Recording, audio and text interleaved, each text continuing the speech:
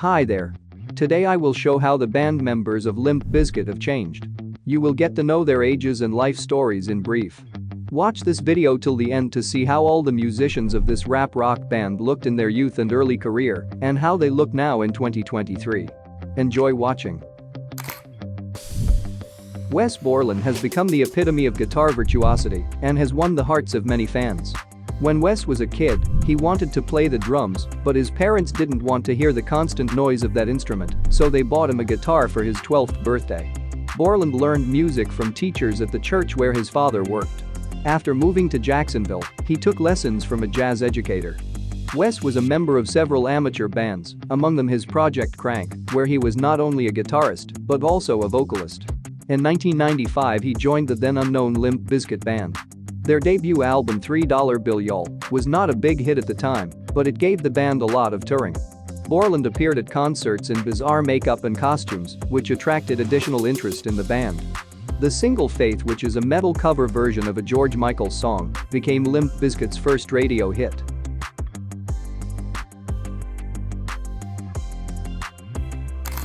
Subscribe to the channel not to miss my new exciting videos about rock stars. Let's keep going. Before fame, John Otto was an art school student where he studied jazz drumming and played in local avant-garde projects. John was called to Limp Bizkit by his mate Sam Rivers, who was already in the lineup at that time. The guys worked together quickly and in 1999 released their second album Significant Other.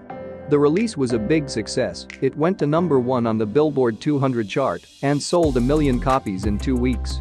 In support of the album, the band performed at the Woodstock '99 festival, where fans began breaking down fences during the song Break Stuff, and several incidents of harassment were also reported.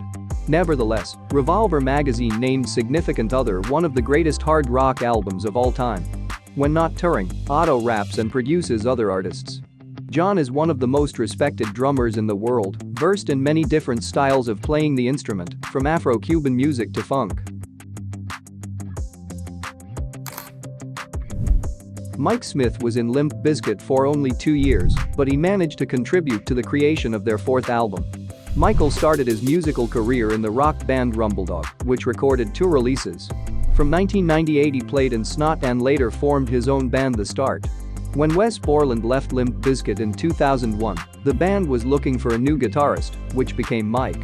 It was with him that the album Results May Vary was recorded, which was received negatively by critics, but it reached high places in the music charts. Sam Rivers' path to rock music started with playing tuba in the high school band. Sam started playing bass guitar on the advice of his music teacher, and it was this moment that became a turning point in his life. To earn money for the instrument, Rivers worked at a chicken diner, where he met future Limp Bizkit frontman Fred Durst. The guys ended up sharing a lot of common interests, including skateboarding and music. They formed the band Malachi Sage, which didn't live long, but gave impetus to new endeavors. Limp Bizkit was founded in 1994 and became one of the most successful rock bands in the world. Their 3rd album Chocolate Starfish and the Hot Dog Flavored Water sold over 1 million copies in its first week. The singles My Generation and Rollin' became international hits. Terry Balsamo was an early member of Limp Bizkit and was in the band for less than a year. Terry's fascination with guitars started in his teens. At the end of 1999, he became a member of the band Cold. His musical parts can be heard in the 2nd and 3rd albums. Balsamo's greatest fame was brought by his participation in the band Evanescence. Most of the songs from the album The Open Door were written by Terry in partnership with vocalist Amy Lee.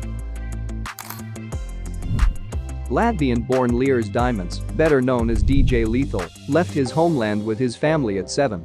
His father was a musician and he had a strong influence on his son. Leors' life changed when he heard rap music from his peers at a school talent contest. This music impressed Dimants and awakened in him a true attraction to hip-hop.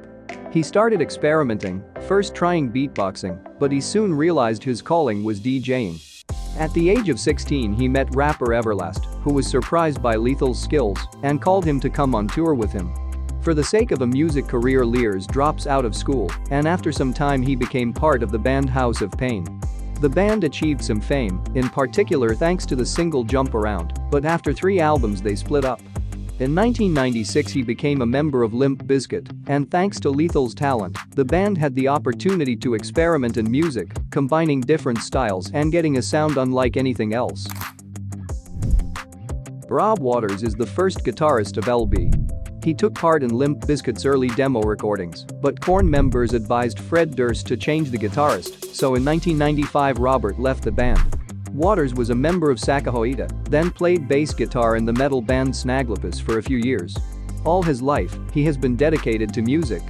In the summer of 2018 while on holiday with his family, Rob began to feel unwell, and as he was walking back to his car, his heart stopped. When Fred Durst was a teenager, he loved hip-hop and heavy metal music. Frederick started rapping and also tried his hand at DJing. After serving in the Navy, at the age of 20, he got the idea to start a band that would combine the genres he had loved since childhood.